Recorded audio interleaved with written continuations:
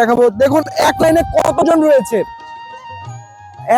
কতজন রয়েছে যারা মাছ শিকার করছে। তারা কিন্তু এই সময়টাতে অপেক্ষা করে, যখন আস্তে আস্তে পানির স্রোতটা বাড়ে তখন পর্যায়ক্রমে এখান থেকে স্রোতে করে যেই পানিগুলো বয়ে আসে, সেখানে সাথে সাথে কিন্তু মাছও আসে।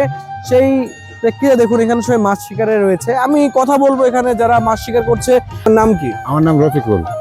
রফিকুল কাকা, ঘটনা হচ্ছে যে এই যে আপনারা যে এখানে মাছ শিকার করছেন, এক সারিবদ্ধভাবে আমরা দেখতে পাচ্ছি যে মাছ শিকার করছেন, এটা কত বছর ধরে চলছে? বললাম তো, বাপ দাদার আমল থেকে মারা হয়। আপনারা বাপ দাদার আমল থেকে এটা চলছে? জি।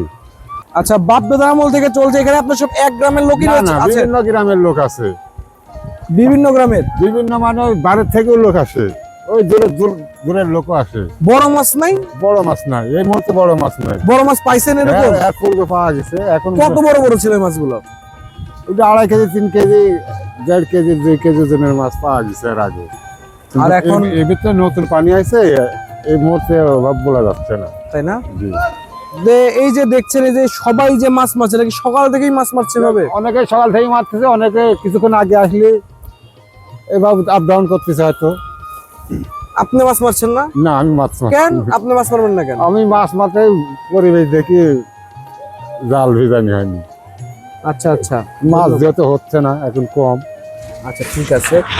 দেখুন আসলে আপনাদেরকে দেখাবো যে এই যে মাছ যে শিকার করা হচ্ছে, এখানে দেখতে পাচ্ছেন যে এখানে কিন্তু প্রায় হাঁটু পানি রয়েছে, কিন্তু এই যে ভাইরা দেখছেন যে মাছ শিকার করছে, মাছ কি পাচ্ছে কিনা দেখবো এখন আমরা তার কাছে। যে তারা কি আসলে মাছ পাচ্ছে না খালি এভাবে স্রোতের জন্য কিন্তু হাঁটা যাচ্ছে না? কি ব্যাপার কাকু, মাছ পাইলেন? নাই মাছ নাই? এই ক্যামেরাম্যান আসো, কি পাইল দেখি তো। এই যে দেখুন এখানে কিন্তু যে দেশীয় যে মাছগুলো রয়েছে সেই মাছগুলোই শুধু পাওয়া যায়, অন্য কিন্তু মাছগুলো আপাতত পাওয়া যাচ্ছে না।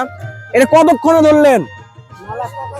হ্যাঁ, সকাল থেকে ধরলেন এই মাছ? হ্যাঁ, সকাল থেকে এটুকু মাছ পাইলেন, এটা পোষাবে? এটা কি মাছ? হ্যাঁ, পিয়ালি একটা পাইছে সকাল থেকে। সকাল থেকে শুধু একটা মাছ পাইলে হবে? কি করব? এই মাছের নাম কি? পিয়ালি। পিয়ালি মাছ? হ্যাঁ। এটাকে বাঁশপাতা মাছ বলে নাকি? না, পিয়ালি। বাহ, আসে ভালো লাগলো। আসে ভ্রমণ করে যেতে পারেন। নাটোরের অন্যতম ভ্রমণ স্পট এখনো হয়ে ওঠেনি, আস্তে আস্তে পর্যায়ক্রমে হয়ে উঠবে আশা করছি। দেখতে পাচ্ছেন যে গ্রামের যে দৃশ্যটা আছে, এখানে কিন্তু এটা বোঝা যায় যে আসলে গ্রামের মানুষ কত সুন্দরভাবে তারা মাছ শিকার করার মধ্যে থেকে। আমরা আসলাম, আপনারাও আসুন, ঘুরে যান বাগাতিপাড়া ব্রিজে এবং দেখে যান গ্রামীণ পরিবেশে মাছ শিকার করা।